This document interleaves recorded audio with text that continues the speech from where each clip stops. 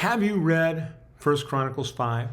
This chapter holds an interesting contrast. The contrast between God blessing and God bringing judgment.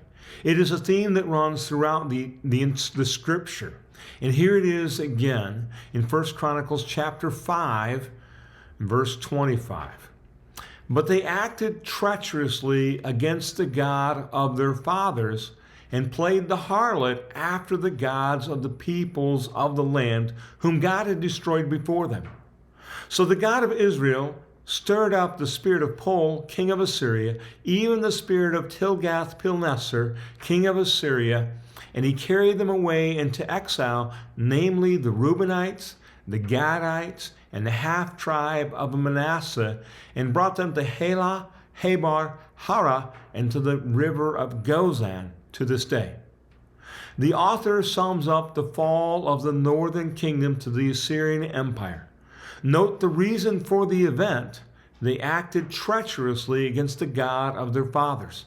They sinned, they worshipped idols, they turned away from God. God's response was to stir the spirit of the Assyrian leaders.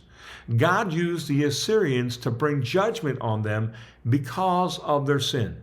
History books would credit the superiority of the armies of the Assyrians. You read it here.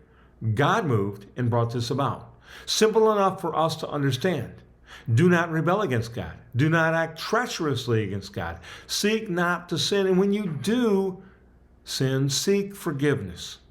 The author contrasts the judgment against the blessing received by those who called out to God. If we back up a couple verses in 1 Chronicles 5:20, we read this. They were helped against them, and the Hagrites and all who were with them were given into their hand, for they cried out to God in the battle, and he answered their prayers because they trusted in him. Nicely placed.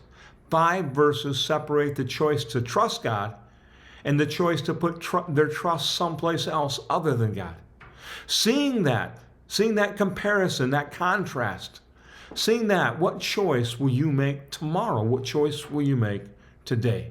Keep reading, encourage others to read, and expect to find more gems to help us live like Jesus. Thank you.